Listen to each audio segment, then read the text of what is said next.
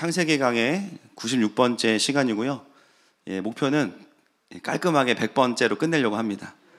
그래서 제가 창세기 설교 찾아보니까 막 1장에서 막 몇 번을 했더라고요, 제가.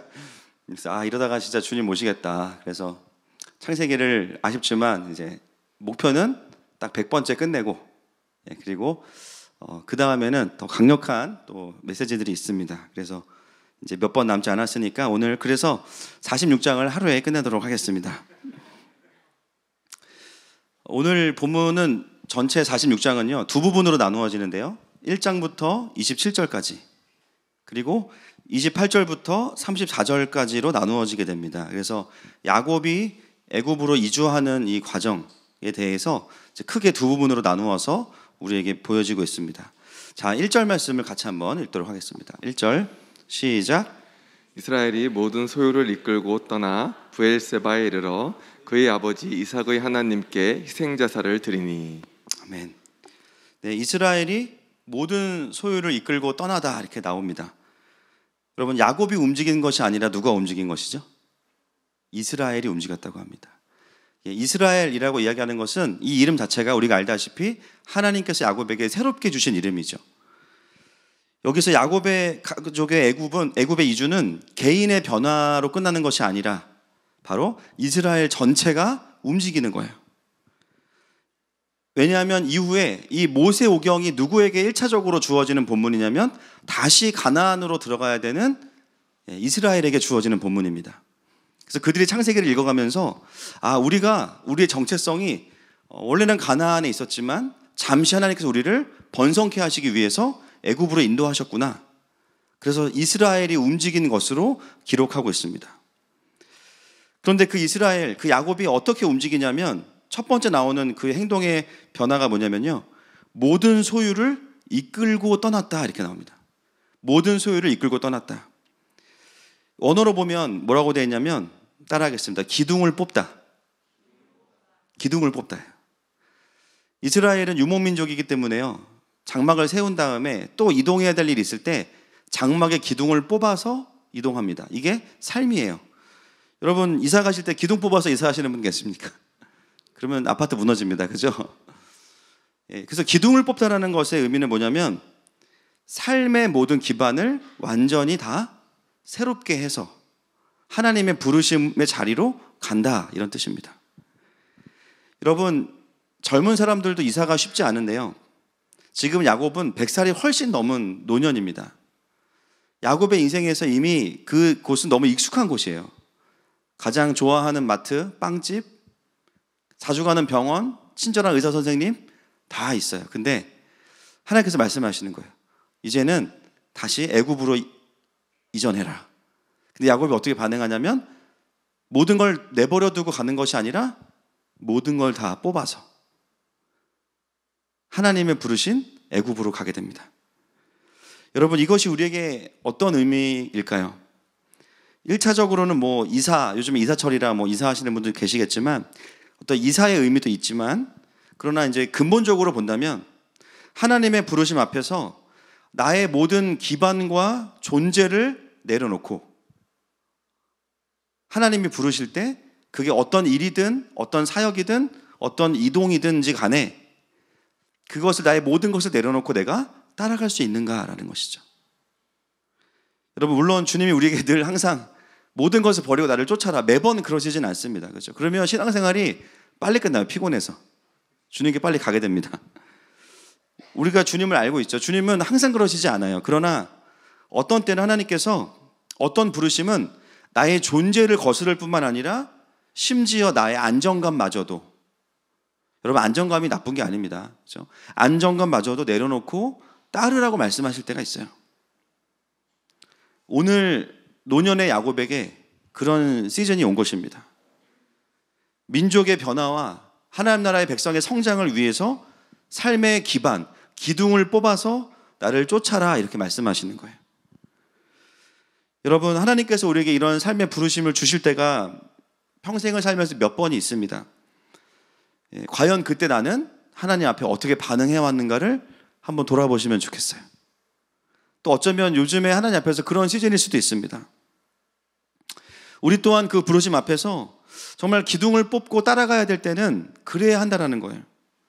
나의 두려움도 내려놓고, 나의 안정감도 내려놓고, 나의 익숙함, 나의 잘함, 나의 못함, 나의 즐거움, 나의 지루함, 그게 무엇이든지 간에 하나님 나에게 말씀하시는 것을 내가 따라가기 위해서 내려놔야 될 게 있다면 내려놓을 수 있느냐라는 것이죠. 여러분, 신앙생활은 제가 늘 말씀드리지만 따라하겠습니다. 자아실현이 아니다. 시작. 교회 와서 자아실현하는 분들이 가끔 있어요. 그죠? 저에겐 없어요. 신앙생활은 자아실현이 아닙니다. 신앙생활은 자기를 부인하는 거예요. 맞습니까? 근데 그 자기를 부인하는 게, 그죠? 과부가 허벅지 찔러가면서 참는 그런 게 아니라 정말 큰 하나님의 영광을 따라가다 보니까 내가 원래 그런 사람이 아닌데 그런 사람이 되었어요. 할렐루야. 하나님의 부르심을 따라가다 보니까 난 성실한 사람이 아닌데 성실하게 살고 있어. 하나님의 부르심을 따라가다 보니까 나는 내 것을 나누는 사람이 아닌데 나누고 있어요. 그래서 자랑할 수 없습니다. 할렐루야. 그래서 자기 부인을 자기 의로 하는 사람들이 율법주의자가 되는 거예요. 난 이렇게 하고 있어. 난 이렇게 잘하고 있어. 너는 뭐 하고 있니? 이게 율법주의입니다.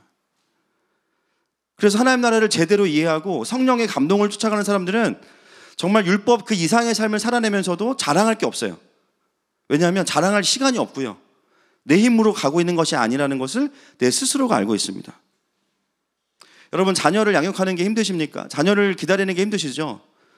참지 마시고 자녀를 양육하는 하나님의 영광을 구하십시다. 자녀들의 수많은 마음에 안 드는 또 내 배우자를 닮아 있는 모습들이 날 열받게 하지만 거기에 집중하는 것이 아니라 오늘 하나님 이 자식, 욕 아니라고 말씀드렸어요. 이 자식에게서 보여지는 그 하나의 영광을 보면 주님 제가 만족하겠습니다. 오늘 내 자녀가 그동안 일주일 내내 성장하지 않은 것 같았지만 오늘 그 한마디 다르게 반응하는 한마디를 들을 때 하나님 제가 그것을 기뻐하겠습니다. 그러면요 어느 순간 참고 분노했던 마음들이 그냥 싹 녹아지는 거예요. 배우자를 향해서도 마찬가지고 나 자신을 향해서도 마찬가지예요. 여러분, 올해 저희 교회 표어가 뭐죠? 한번 다 같이 읽어보겠습니다. 시작.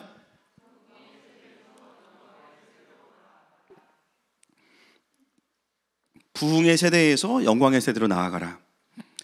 올해 참 여러 가지 어려움 속에서도 정말 이 새로운 시즌을 하늘모함교회가 또 열어가고 있습니다. 하나님 인도해 주셔서 최근에 이제 코로나가 많이 좀 마무리라는 말은 그렇고, 그죠? 어떤 트렌드가 되면서 주춤하던 사역들이 다시 정상 궤도에 오르고 있어요. 여러분, 요즘에 1부, 2부 거의 예배 자리가 꽉 차고 있습니다.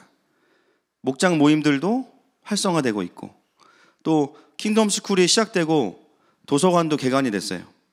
또 멈추었던 학부모 예배가 시작됐는데 제 개인적인 느낌으로는 지금까지 드렸던 학부모 예배도 너무 좋았지만 다른 임재가 있어요. 참 깊은 임재가 있습니다. 깊은 위로가 있고 또 참 놀랍게도 저희가 북한 사역을 시작하면서 주변에 아무리 찾아봐도 북한 지체들이 없었는데 저희 교회 공동체 안에 북한 지체들이 함께하고 있어요. 이번 새가족반에도 북한에서 온 또 자매가 있습니다. 그 자매에게 들어보니까 진짜 신기해요. 어떻게 예수님 믿게 됐냐고 물어보니까 본인이 북한에 있을 때 하늘님한테 기도. 만약에 이런 힘든 세상이 아니라 신세계가 있으면 자기를 인도해 주세요. 근데 우리 주님이 귀가 잘 안 들리시잖아요. 하늘님을 본인을 부르신다고 생각하신 거예요. 나 불렀구나. 그래가지고 이 자매를 구출하신 거예요. 그래서 언제부터 하나님 믿었냐? 자기 그때부터 시작이다. 이제 20대 중반인데 어느 순간 북한에서 온 지체들이 북한 사람으로만 있는 게 아니라 그리스도인이에요. 하나님의 통치가 임하고 우리와 함께 경배하는 성령을 받아서 한 영 안에서 연합하고 예배하고 있습니다. 또 하늘꿈학교, 제가 지난번 우리 강윤희 성도님께서 저를 왜 계속 부르는지 그때 이해했어요. 저는 제가 설교를 잘해서 부르는 줄 알았어요. 그게 아니었습니다. 저를 훈련하는 거였습니다. 갈 때마다 눌리거든요. 갈 때마다 이 아이들의 그 복음에 대한 저항감과 상처가 보이는데 근데 언젠가부터 계속 가니까 설교가 아이들한테 이제 커스터마이징 되는 거예요. 맞춰지는 거예요. 온도도 어떻게 하면 어떻게 되는지 알겠고 적용점도 알겠고, 그러면서 아이들이 예배 때마다 점점 더 아이들의 하늘이 열리는 것을 보게 하세요. 할렐루야. 많은 문들이 열리고 있습니다. 또 여러분 아시겠지만 최근에 제가 참 올해 이제 영광의 세대로 부르셨기 때문에 하나님이 뭔가 영적인 변화와 눈에 보이는 변화들을 주시는구나라고 생각했는데, 참 저희가 오랫동안 또 예배 처소를 놓고 기도하고 있었고, 또 최근에 이제 한 학교에서 또 리더들하고 나누었고 들으셨죠? 좀 주일 예배를 온종일 드리면 어떨까 했는데 결과적으로는 성립이 되지 않았습니다. 성사가 되지 않았어요. 왜냐하면 여러분 저는 믿음이 좋지 무모한 사람은 아니에요. 아시죠? 예, 막 저돌적이지만 저는 말씀의 통치를 받습니다. 제가 기도하면서 하나님 인도하심 있는 것 같지만 이런 기준이 안 되면 이거는 개인의 문제가 아니기 때문에, 그 중에 가장 중요한 게 뭐냐면 100여 명이 넘는 주일학교 아이들이에요. 아이들이 운동장에서 정말 안전하게 뛰어놀고 또 부서별로 기쁘게 뛰면서 예배할 수 있는 걸 기대했는데 그 공간이 확보가 안 되는 거야. 얘기를 했는데요. 그래서 하나님 뜻이 아니구나 라는 생각이 들어서 접었습니다. 근데 실망이 되지 않았어요. 왜냐하면 이걸 함께 공동체와 함께 나누고 진행하면서 하나님은 참 많은 일들을 우리에게 행하셨어요. 우리가 진짜 추구하는 게 뭔지도 보여주셨어요. 사실 저는 이번에 하나님이 뭔가 굉장히 열어주시는 것 같아서 그동안은 장로님들과만 이야기하다가 이제는 좀 리더들이랑 나누었고 계획도 나누었는데 머릿속으로 막 조직도도 짜고 있었어요. 근데 오히려 참 감사한 게 뭐냐면 들어가진 않았지만 들어가서 효과를 봤어요. 할렐루야. 왜? 모든 성도들이 들어가나 보다, 이제 우리 가나 보다, 그럼 나 주차 봉사해야 돼 하세요. 나 이제 목장 리더 해야 돼, 막 다 부담을 느껴 막. 할렐루야. 돈이 한 푼도 안 들었어요. 근데 모두가 동기부여 받았어. 대박입니다. 제가 보니까 다 장로님이야 벌써. 목사님 그 월세는 제가 부담하겠습니다. 아니 왜 집사님이 하세요? 하도 내가 해야지. 제가 할게요. 서로 막 너무 감사해.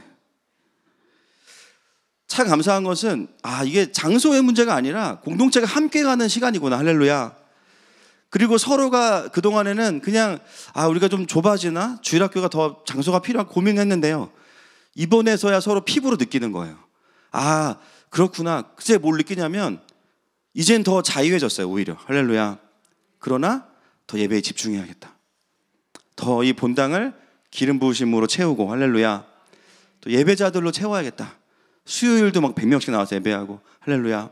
금요일 막 150명, 주일 1부 150명, 2부 150명. 그냥 예배자로 채우는 거예요. 그리고 막 예배에 목마른 사람들, 말씀에 갈급한 사람들이 모여서 훈련받고 서로 공동체 안에서 부대끼고 개인주의를 넘어서서 자기의 죄성을 직면하고 서로 사랑하고 예배를 세우고, 하나님께서 여전히 올 한 해 우리를 영광의 세대로 일으키고 계십니다. 여전히 하나님께서 우리에게 받기 원하시는 예배가 있습니다. 또 이 도시를 향한 부르심이 있습니다. 제가 이 변화들을 쭉 겪으면서 이제 반년 우리가 지내왔고 2주 후면 하늘마음교회는 이제 9살이에요. 9살. 9주년입니다. 이 시즌과 같이 가고 있어요. 그래서 요즘에 하나님 주시는 변화들이 있고요, 이상하게 예배가 그냥 굉장히 깊어지고 있어요. 어떤 게 설명이 안 되고 또 전에 일어나지 않던 일들이 열리기 시작해요. 그래서 저는 여러 가지 외적인 변화도 있지만 하나님 이게 어떤 일입니까? 라고 마음에 이제 퀘스천 마크가 있었는데, 오늘 아침에 새벽기도 왔다가 이제 탄천에 잠깐 나갔다가 이제 알게 된 게 있습니다. 사진을 좀 보여주시겠습니까? 여기가 어딘지 아세요? 탄천입니다. 뭐가 바뀌었는지 아세요 혹시? 탄천을 안 나가시는 분들은 모르실 거예요.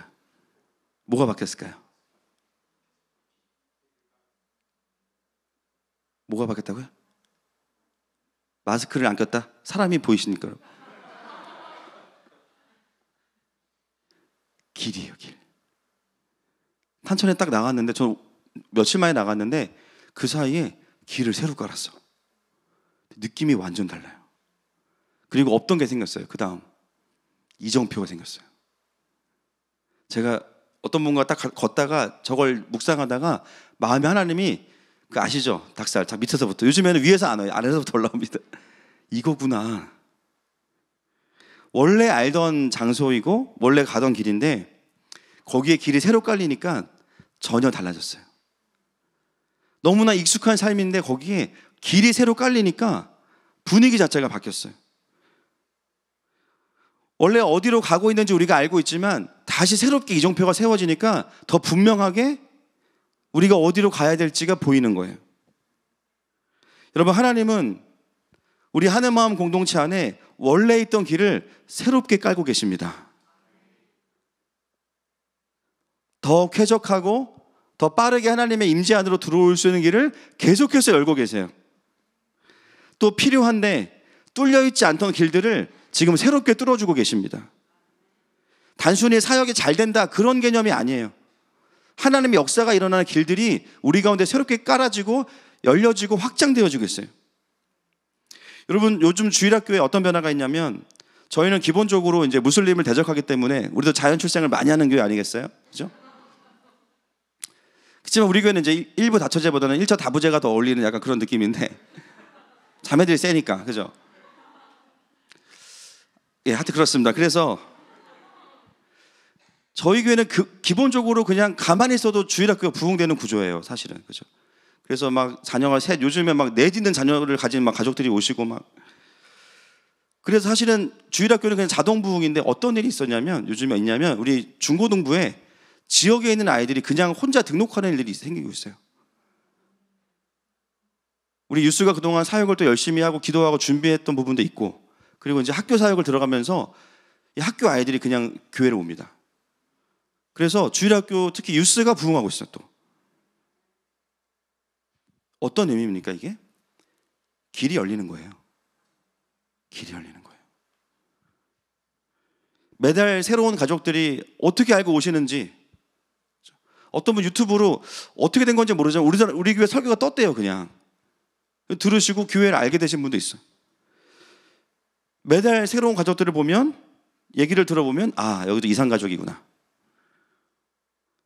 단지 교회를 옮기고 교회를 찾고 있는 개념이 아니에요. 어떤 개념입니까?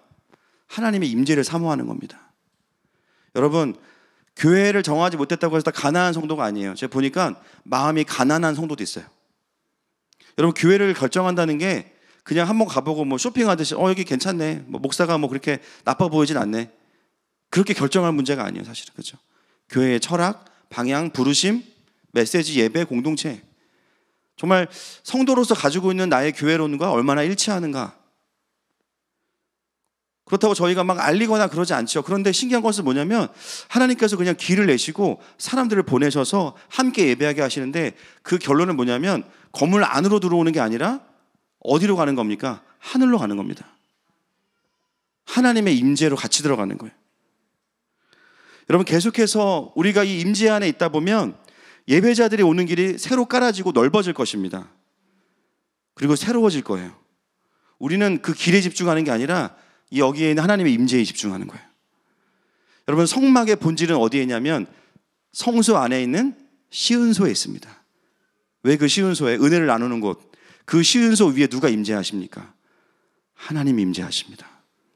여러분, 왜 예배에서 정말 중요한 많은 요소가 있지만 말씀이 왜 그렇게 중요해요? 하나님의 통치이기 때문이에요. 그래서 강대상 위에 임하는 그 하나님의 말씀, 그 말씀이 들려질 때 하나님의 계획이 풀어지고 마음이 풀어질 때 영의 회복이 있죠. 이번 시간을 통해서 하나님은 다시 우리 공동체 안에 교육자들과 리더들과 소통과 나눔의 길들을 넓혀주셨고 또 확장시켜 주셨어요. 그래서 오늘 아침에 잠시 탄천을 걸으면서 그게 너무 감사한 거예요. 여러분, 우리 하나님 어떤 분이십니까? 길을 만드시는 분이십니다. 할렐루야. 하나님 나라의 도로공사, 길을 만드시는 하나님. 여러분, 2주 후면 저희 교회는 설립 9주년이 넘어가게 됩니다. 하늘마음교회는 어디에 집중해야 될까요? 더 강력한 예배, 따라합시다. 더 강력한 예배, 더 강력하게 살아가는 공동체, 성장하는 공동체. 우리가 거기에 집중할 때 하나님은 계속해서 도시 안에 길을 내실 겁니다. 보너스로 이 길에 대한 개인 적용을 나눠드릴게요. 여러분, 우리가 하나님과 교제할 때도 길이 나요. 맞습니까? 길이 나는데요, 문제가 뭐냐면 여러분, 길이 오래되면 어떻게 돼요? 훼손되고 파괴됩니다. 그렇죠? 여러분, 우리가 하나님과 교제하는 길이 때로는 우리의 죄성이나 혼의 왜곡으로 인해서 트위스트 되거나 훼손될 수 있고요, 원수들이 알고 와서 막아버리기도 해요. 그럼 하나님 어떻게 하시냐면은 두 가지 방법이 있어요. 그 길을 아직 쓸만하시면 다시 뚫어주세요. 예배 때. 할렐루야. 그리고 또 어떤 일이냐면 이 길이 아니면 나에게 새로운 길을 내십니다. 이게 진짜 중요한 겁니다. 하나님이 새로운 채널로 말씀하실 때 들을 수 있으면 그 길을 또 사용하시는 거예요. 여러분, 오늘 예배 가운데 그 하늘의 길이 열리기를 축복합니다. 하나님 보시고 막힌 길을 열어주시기 원하신다면 열려질 것입니다. 또 새로운 길이 필요하다면 새로운 길을 만들어 주실 겁니다. 결론은 뭐냐면 영과 마음이 새로워지게 됩니다. 자, 너무 아직도 1절을 계속 하고 있습니다. 자, 오늘 목표는 26장을 다 하는 겁니다. 자, 이제 야곱과 이스라엘이 애굽으로 가야 되는데 오늘 야곱이 어디로 가냐면요, 먼저 어디로 가요? 브엘세바로 갑니다. 애굽으로 가려다가 브엘세바에 멈춰요. 왜 브엘세바에 들릴까요? 브엘세바 어떤 곳입니까? 할아버지 아브라함이 하나님과 언약을 맺었던 우물이 있습니다. 거기에 또 제단이 있어요. 그리고 아브라함만이 아니라 누구도 거기서 언약을 다시 맺냐면 아버지였던 이삭입니다. 자, 한번 찾아보겠습니다. 26장 22절부터 25절까지 시작. 이삭이 거기서 옮겨 다른 우물을 팠더니 그들이 다투지 아니하였으므로 그 이름을 르호봇이라 하여 이르되 이제는 여호와께서 우리를 위하여 넓게 하셨으니 이 땅에서 우리가 번성하리로다 하였더라. 이삭이 거기서부터 브엘세바로 올라갔더니 그 밤에 여호와께서 그에게 나타나 이르시되 나는 내 아버지 아브라함의 하나님이니 두려워하지 말라. 내 종 아브라함을 위하여 내가 너와 함께 있어 내게 복을 주어 내 자손이 번성하게 하리라 하신지라. 이삭이 그곳에 제단을 쌓고 여호와의 이름을 부르며 거기 장막을 쳤더니 이삭의 종들이 거기서도 우물을 팠더라.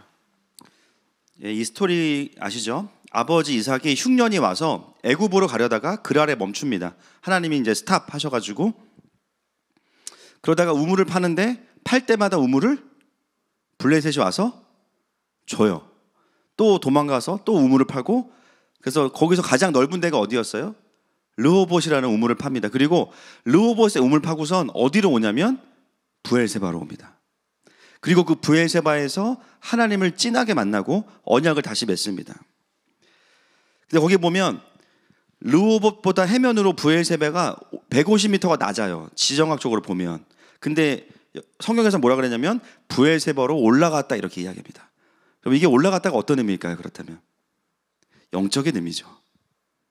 여러분, 하늘마음교회로 올라오세요, 내려오세요? 지하 2층, 3층 사시는 분들은 올라오시는 거죠. 그러나 우리는 내려오지만 영적으로는 올라갑니다. 할렐루야.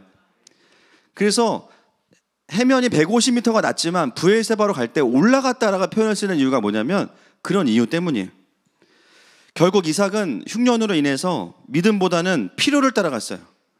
근데 하나님 막으셨기 때문에 하나님이 다루셔서 계속 밀려오다가 아버지 아브라함이 언약을 맺었던 브엘세바까지 와서 다시 언약을 맺게 됩니다. 여러분, 제가 오늘 그 이삭과 야곱을 연결시켜서 보다가 진짜 소름이 끼쳤어요. 야곱은 어떤 사람이냐면 웬만하면 2번 실수 안 하려는 사람인 것 같아요. 저번에도 언제냐면 42장 1절 한번 보시겠어요? 42장 1절 시작. 그때 야곱이 애굽에 곡식이 있음을 보고 아들들에게 이르되 너희는 어찌하여 서로 바라보고만 있느냐. 자, 이때가 이제 흉년이 왔을 때인데 야곱이 어떻게 하냐면 애굽에 곡식이 있는 걸 알았지만 삶의 근거지를 옮기진 않습니다. 왜냐하면 아직 하나님 말씀하시지 않았고 언약의 땅이니까 움직이지 않아요. 그런데 이삭은 어떻게 했어요? 움직여버렸죠, 전에. 야곱은 아버지를 보면서 그대로 담는 게 아니에요. 반면교사를 삼을 수 있는 자녀였습니다. 2번 실수하는 걸 싫어해요. 물론 다 잘한 건 아니지만. 그래서 자녀들만 보냈어요. 이번에 어떻게 합니까? 아버지 이삭은 흉년 때 그냥 애굽으로 내려가다가 밀려서 브엘세바로 왔죠. 야곱은 어떻게 해요? 처음부터 어디로 갑니까? 브엘세바로 갑니다. 순서가 완전히 바뀌었어요. 먼저 곡식이 없으니까 애굽으로 내려가는 게 아니라 브엘세바로 가서 하나님을 대면하고 아버지와 같은 실수를 하지 않는 거예요. 이삭은 필요를 따라갔고 야곱은 필요가 있지만 하나님께 확인받으러 갔습니다. 이게 야곱과 이삭의 차이예요. 여러분, 이게 뭐냐면 이 과정에서 야곱은 새로운 길을 내는 겁니다. 여러분, 우리가 하나님의 인도하심을 받을 때 중요한 게 있어요. 목적지로 가는 것도 중요한데 하나님의 길을 따라가야 됩니다. 할렐루야. 하나님의 인도하심을 따라가는 게 진짜 중요한 거예요. 그냥 모르고 가도 서울만 가면 된다, 축복받으면 장땡이다, 아니에요. 하나님께서 말씀하시는 방법과 길을 통해서 하나님의 부르심의 자리까지 가는 게 훨씬 더 중요합니다. 그래서 이삭이 갔던 그 필요를 따라가는 길로 가지 않고 반대로 가는 거예요. 우리 아버지가 그렇게 했다가 결국 다시 브엘세바로 돌아왔지, 나는 브엘세바로 먼저 가서 하나님께 컨펌을 받아야겠다. 야곱은 그 나이에도 영적으로 무뎌지지 않고 새로운 길을 따라갈 줄 아는 사람이었습니다. 그래서 브엘세바를 통해서 그 언약의 자리로 가고 있는 것을 보게 돼요. 여러분, 오늘 우리의 삶을 좀 이 브엘세바와 가는 이 여정과 좀 연결시켜 봤으면 좋겠어요. 과거의 우리의 모습은 상대적으로 어땠냐면 이삭과 비슷하죠. 그냥 싫으면 떠나, 마음에 안 들면 떠나, 필요가 보이면 떠나, 별로 기도 안 해요. 그죠? 그 자체가 부르심이라고 생각하니까 그러셨겠죠. 그래서 결론을 내놓고선 하나님께 응답을 구하는 삶이었다면, 그런 삶을 살다가 몇 번을 경험해요.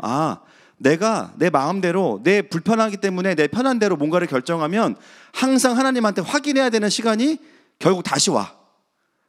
그때 그 결정이 옳은 게 아니었구나. 하나님 앞에서 그냥 내 감정에 충실했을 뿐이구나. 밀리고 밀려서 브엘세바까지 오는 거예요. 하나님의 음성을 듣는 자리가 다시 오는 거예요. 우리가 이걸 전문 용어로 뭐라고 부르냐면은 하나님 나라의 삽질이라고 부릅니다.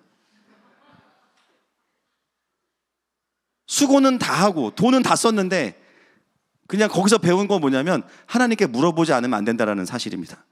엄청난 대가를 지불하고 엄청난 손해를 감수하고 관계가 깨어지고 가정이 깨어지고 나서 그걸 깨닫게 돼요. 엄청 수고했는데 열매는 없고 결국 기도의 자리로 다시 돌아오는 거예요. 이거를 몇 번 경험하면 우리도 사람이라 알아요. 이제 인생이 유한하다는 것도 알고 내가 생각보다 돈이 없다는 걸 알아요. 그래서 이걸 몇 번 경험하고 나면 뭐부터 합니까? 브엘세바로 먼저 가는 거예요. 하나님, 이게 맞나요? 하나님, 제가 이렇게 해야 될까요? 하나님 원하시는 게 뭡니까? 내 마음은 이렇지만 하나님 지금 나의 삶에 인도해 오신 궤적을 보면 이거는 아닌 것 같은데 하나님 어떻게 할까요? 브엘세바로 먼저 가요. 전에는 내가 하면 다 됐어. 막 회사에서도 가정에서도 그냥 한다면 한다, 다 됐어. 언제부턴가 하면 망해. 가만히 있어야 잘 되고 막. 그때부터 깨닫는 거죠. 진짜 이제는 하나님께로 먼저 가자. 하나님 말씀하시면 그때 움직이자. 여러분, 그것이 브엘세바로 먼저 가는 야곱의 마음이요, 우리의 삶을 향한 주님의 뜻입니다. 여러분, 오늘 우리의 삶을 향하여서 그 새로운 길을 하나님께서 내어주시기를 축복합니다. 브엘세바가 회복되기를 축복합니다. 그래서 1절에 뭐라고 하냐면요, 아직도 1절입니다. 그의 아버지 그러네. 그의 아버지 이삭이 하나님께 희생제사를 드렸다, 이렇게 이야기합니다. 여러분, 야곱은 이미 자신의 하나님을 만난 사람이에요. 맞습니까? 근데 왜 여기에서 이삭의 아버지에게 아버지 이삭의 하나님에게 희생제사를 드렸다고 이야기하고 있을까요? 바로 그 부분인 거예요. 아버지는 그 부분에 있어서 돌파하지 못했어요. 그러나 자신은 아버지와 다르게 반응하면서 하나님 앞에 나아가는 겁니다. 여러분, 우리의 인생에서 정말 여러 가지 작은 실패들과 어려움들이 있죠. 생활적으로도 그렇고 신앙적으로도 그래요. 그 삶의 시간을 살아온 우리가 현재를 어떻게 살아가냐면 때로는 과거의 반복으로 우리가 정서적으로 느낄 때가 있어요. 어떤 일이 벌어지면 과거의 비슷한 일과 연결되면서 마음이 확 쏟아져 버리는 거예요. 아직 그 일은 일어나지도 않았는데 비슷해. 이런 결과가 나올 거야. 그게 우리 안에 있는 두려움과 거부감이죠. 여러분, 오늘 야곱을 보면서 배우는 게 있습니다. 과거의 경험 때문에 과거에 반응하지 말고 지금 말씀하시는 하나님께 반응하는 거예요. 만약에 야곱이 아버지 이삭의 트라우마에 갇혀 있었다면 애굽으로 내려가면 안 돼. 그거 아닐 거야. 왜냐면 우리 아버지 보니까 내려갔다가 어려웠어. 그랄에 머물렀어. 다시 브엘세바로 돌아왔어. 지금 하나님의 음성은 없고 과거에 대한 실패에 대한 두려움과 움직이지 않겠다는 이 묶여있음만 가득해요. 그래서 야곱은 진짜 운동을 하지 않고요, 진짜 운동을 하는 거예요. 계속해서. 여러분, 오늘 우리 개인의 영역이든 가정의 영역이든 또 모든 진짜의 운동이 멈추어지기를 선포합니다.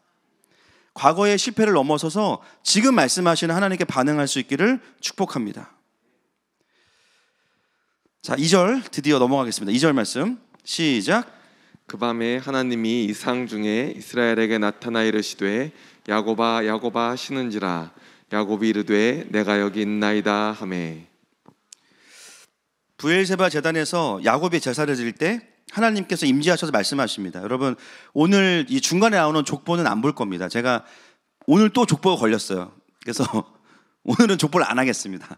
오늘 앞뒤만 할 건데요, 하나님이 나타나셔서 말씀하시는데 이제 이때가 언제냐면 밤이에요. 밤. 야곱에게 있어서 밤은 뭐냐면 두려움과 불안함이에요. 여러분, 야곱이 항상 언제 하나님 만났는지 아세요? 시간적으로 밤이에요. 베델에서도 밤에, 야복강에서도 밤에. 참 희한하죠. 두려움과 불확실함 속에 가장 있는 그 밤에 아이러니하게 하나님이 야곱에게 오십니다. 이게 참 아이러니한 거예요. 오늘도 밤이에요. 그 밤에 본문에 보니까 하나님의 이상들이 나타났다. 원어로 보면 하나님의 이상들이 나타났다 이렇게 얘기합니다. 하나님께서 한 번만 보여주신 게 아니라 여러 가지를 보여주신 거예요. 여러 가지 그림들을. 그것이 오늘 메시지로 우리에게 들려주고 있습니다. 여러분, 우리의 삶에도 밤이 있어요. 두려움과 불확실함. 여러분, 그때가 언제냐면 하나님의 비전을 볼 때입니다. 할렐루야. 두려움과 불확실함에 묶일 때가 아니라 두려움과 불확실함이라는 밤이 오면요, 하나님의 그림이 선명해집니다. 의지할 게 없어지고 내가 판단할 게 없어지면 어떻게 되냐면 하나님의 음성에 귀를 기울이게 돼요. 신기한 것은 뭐냐면 두려움과 불확실함은 다른 의미로 하나님께서 우리에게 나에게 나오라고 말씀하시는 거예요. 할렐루야. 여러분, 지금 이 시즌에 개인의 삶 가운데 두려움과 불확실함이 있으십니까? 하나님 여러분 부르시는 겁니다. 그리고 한 가지만 말씀하시는 게 아니라 하나님의 이상들을 보여주시는 거예요. 그리고 뭐라고 부르시냐면 여기서 또 이스라엘아 이렇게 부르시잖아요. 뭐라고 부르시죠? 야곱아 이렇게 부르시죠. 저는 이게 너무 좋아요. 두려움과 불확실함에 떨고 있을 때 오셔가지고 너 이름이 이스라엘인데 너 한두 번이지 이것도 이제는 믿음으로 반응해야 되는 거 아니냐. 잔소리 하시지 않고요, 야곱아 이렇게 반응하세요. 야곱은 연약한 야곱의 존재를 이야기할 때 쓰입니다. 무슨 뜻이냐면 야곱아 너 지금 되게 불안하지, 너 지금 되게 외롭지, 너 지금 되게 불확실함 때문에 불안정하지. 그걸 그냥 그의 이름을 부르시는 거예요. 야곱아. 그래서 오히려 그 불안함과 불확실함 가운데 말씀하시는 하나님 앞에 나아갈 수 있도록 하나님 불러주시는 거예요. 제가 늘 말씀드리지만 하나님 저에게도 제가 잘 못할 때는 차목사 이렇게 부르시잖아요. 네. 뭐 원래도 부르시지 않지만 그렇게 늘 아들아 이렇게 아들아. 그 주님 부르실 때 느낌이 있잖아요. 뭔지 아시죠? 이렇게 몽실몽실하면서 막, 그죠? 앞에서 부담돼 옆에서 말씀하시는 거죠. 아니면 저 뒤에서 막 아들아. 그럼 가만히 있다가 딱 보게 되는 거죠. 여러분께서 기도해 드릴 때 하나님 늘 여러분 뭐라고 부르시냐면 똑같아요. 딸아. 그러시죠. 권사님들 기도해 도 딸아. 좀 죄송하지만 주님 말씀하시니까 형제들에게도 아들아 이렇게 말씀하시죠. 그 안에는 너의 연약함들이 나에게 문제가 되지 않는다라는 의미입니다. 그리고 지금 네가 무엇 때문에 그렇게 전전긍긍하는지 내가 알고 있다 말씀하시는 거예요. 야곱은 오늘 믿음으로 반응하지만 이제 볼 텐데 야곱의 마음 안에는 사실 두려움이 많이 있어요. 행동은 믿음으로 반응해요. 영을 따라가니까. 그런데 혼은 두려워요. 주님이 그 믿음의 순종은 받으시면서 혼의 두려움도 받으시는 거예요. 그리고 영으로 반응하니까 그 혼의 두려움들을 내가 좀 만지겠다 이렇게 말씀하시는 거예요. 여러분 오늘 그런 은혜가 있을 것입니다. 믿음으로 반응해서 순종하는 마음도 아시고 또 두려움과 불안함 가운데 떠는 우리의 마음도 아시는 주님께서 여러분들을 부르시는 거예요. 내 아들아, 내 딸아. 여러분 그 주님 앞에 나아가십시오. 자, 3절 말씀 넘어가겠습니다. 시작. 하나님이 이르시되 나는 하나님이라 내 아버지의 하나님이니 애굽으로 내려가기를 두려워하지 말라. 내가 거기서 너로 큰 민족을 이루게 하리라. 아멘. 상황이 열렸고 모든 것이 다 맞아요. 그러나 야곱은 한 번 더 하나님의 컨펌을 받습니다. 하나님 말씀하시는 거예요. 애굽으로 가는 것을 두려워하지 마라. 그렇죠? 왜냐하면 이 길은 내가 허락한 길이야. 그리고 말씀하시죠. 내가 거기서 너로 큰 민족을 이루게 하리라. 여러분 야곱의 두려움이 무엇입니까? 그냥 성공하지 못할 거에 대한 두려움이에요? 아니죠. 왜 이런 두려움이 있죠? 큰 민족을 이루는 것이 하나님의 부르심이고 언약이기 때문이에요. 야곱의 두려움은 뭐냐면 하나님이 나에게 주신 이 유업을 내가 놓칠까 봐. 개인의 문제면은 괜찮은데 하나님께서 나에게 주신, 우리 가문에게 주신 하나님 나라의 민족을 이루는 것에 대한 그 부르심의 언약을 내가 잘못 듣고 쫓아가서 놓칠까 봐 두려운 거예요. 하나님 뭐라고 약속하시냐면 내가 거기서 너로 큰 민족을 이루겠다. 여전히 언약하시는 하나님이십니다. 그래서 다시 마지막으로 야곱과 언약을 갱신하시는 거예요. 자, 그 다음 넘어가겠습니다. 4절 말씀 시작. 내가 너와 함께 애굽으로 내려가겠고 반드시 너를 인도하여 다시 올라올 것이며 요셉이 그의 손으로 내 눈을 감기리라 하셨더라. 아멘. 그래서 하나님의 오늘 이 메시지 하나하나는 너무 중요합니다. 여기 나오는 이 워딩을 보세요. 내가 너와 함께 애굽으로 내려가겠고. 함께. 야곱의 두려움 우리랑 비슷해요. 하나님 없이 갈까 봐 너무 두려워. 주님 말씀하시는 거 내가 너와 함께 가겠다. 그 다음에 반드시 너를 인도하여 다시 올라올 것이다. 하나님 지금 이 땅이 하나님 주신 가나안의 언약의 땅인데 내가 혹시 이거 놓치는 거 아니에요? 내가 애굽에 잘못 가는 거 아니에요? 아니 다시 올 거야. 그런데 반드시 내가 너를 데리고 올 거야. 남는 것도 하나님의 뜻이요 가는 것도 하나님의 뜻입니다. 그래서 그냥 말씀하시는 게 아니라 야곱 안에 있는 두려움을 하나하나 격파하시는 거죠. 그리고 마지막이 진짜 킬링 포인트. 제가 여기서 그냥 끝났어요. 반드시 너를 인도하여 다시 올라올 것이며 그 다음 요셉이 그의 손으로 내 눈을 감기리라. 사실 야곱은 여기서 끝났습니다. 하나님은 임재를 약속하셨고 통치와 인도하심을 약속하셨고요. 마지막으로 무엇을 말씀하시냐면 요셉이에요. 네가 평생을 그리워하고 평생을 사랑하고 그러나 만날 수 없기 때문에 애달파했던 그 아들 요셉. 그 요셉이 너의 눈을 감길 거야. 이게 무슨 뜻입니까? 이제 요셉이 너의 죽음까지 함께 있게 될 거야.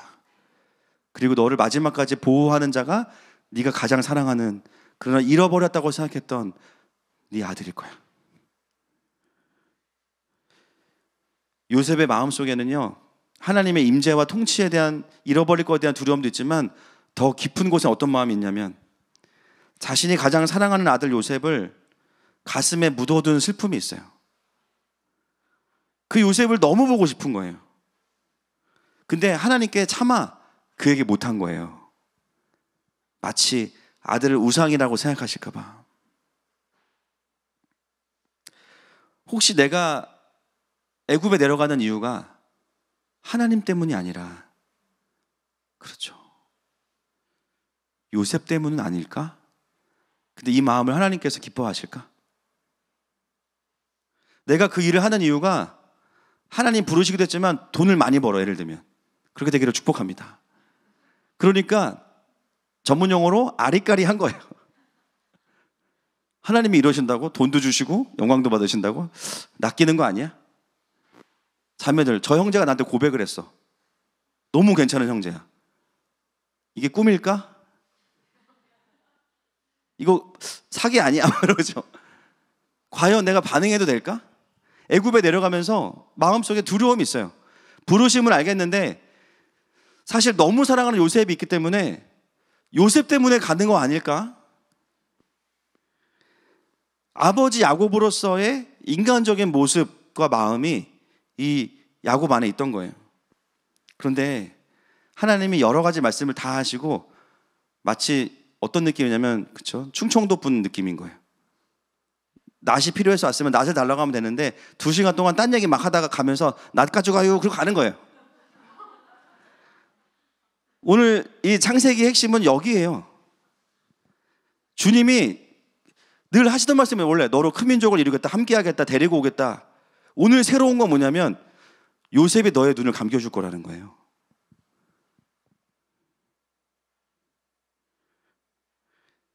오히려 하나님은 하나님이냐 요셉이냐를 물어보시는 게 아니라 야곱이 요셉을 만나기를 오랫동안 기다리셨어요.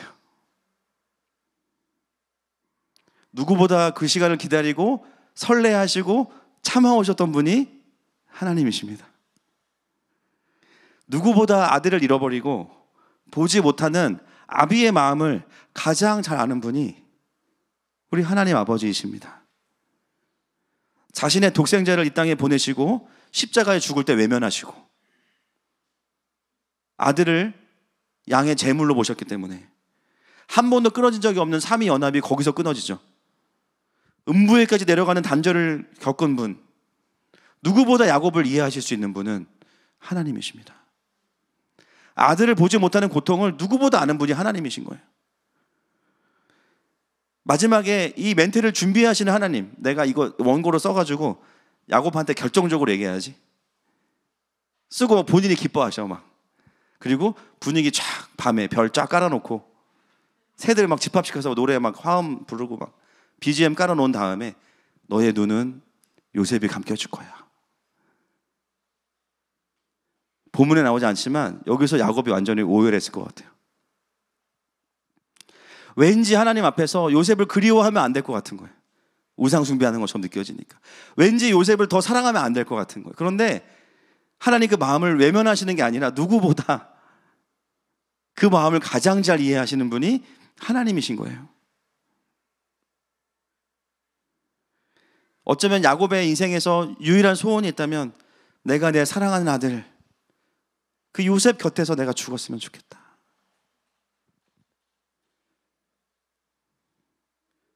여러분, 하나님의 성품 중에는요, 뭐 무소부재 아시죠? 모든 곳에 계신다, 전지전능.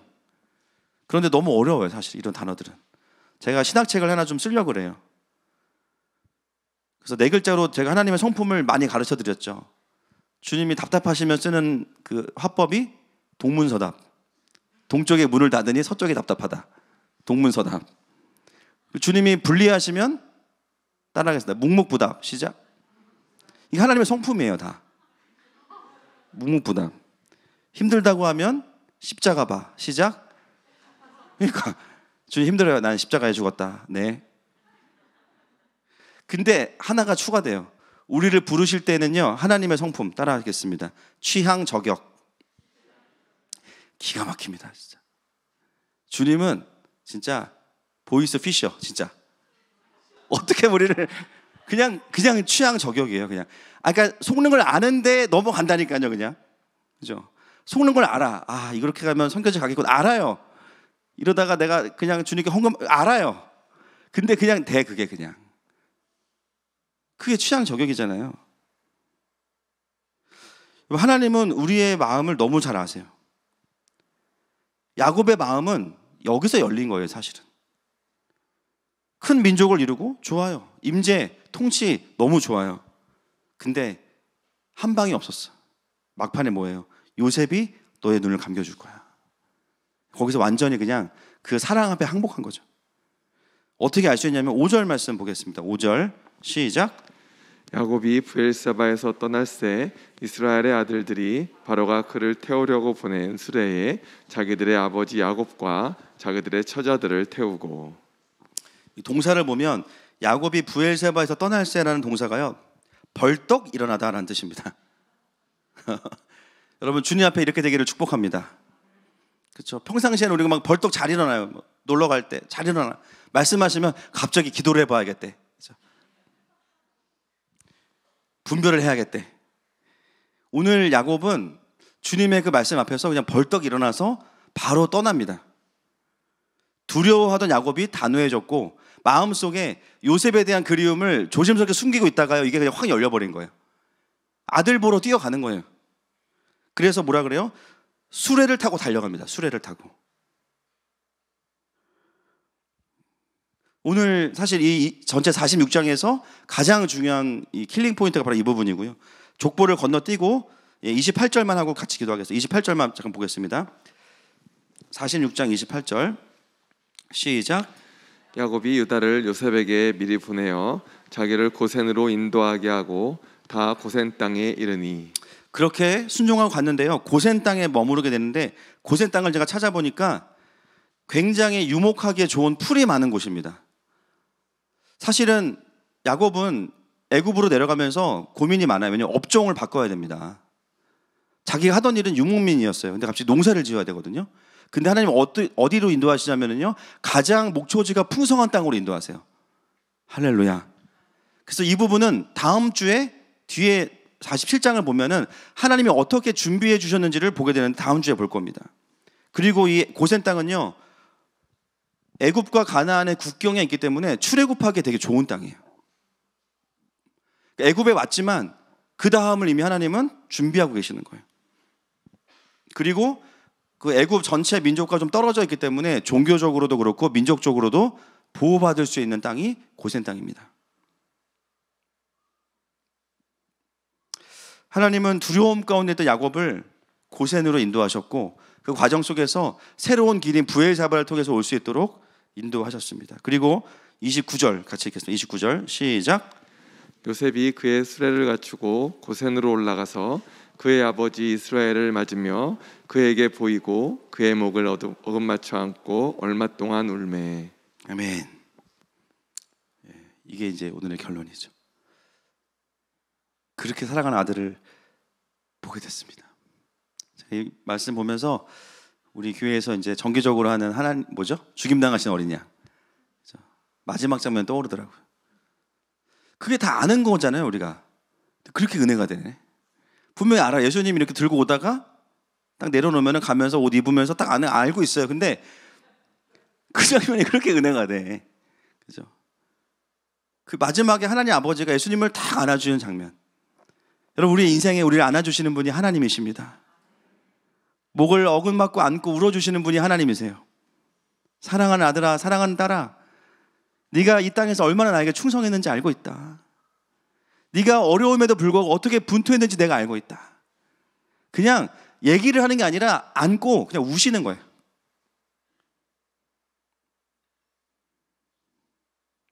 그렇게 해서 긴 시간이 지났던 야곱과 요셉의 만남이 다시 오늘 본문에 일어나게 됩니다. 말씀을 정리하겠습니다. 오늘 야곱은 브엘세바를 통해서 새로운 길로 가게 되고 그토록 삶의 소원이었던 아들을 만나게 됩니다. 그 과정에서 하나님은 새로운 길을 내셨습니다. 2022년 5월을 살아가는 우리의 삶에 오늘 하나님은 동일하게 그 길을 내고 계세요. 오늘 지금 여러분 각자의 또 공동체에 이 길이 넓혀지고 새롭게 깔려질 것입니다. 이 시간에 함께 그 주님을 경배하면서 이 시간에 주님 앞에 나아가십시다.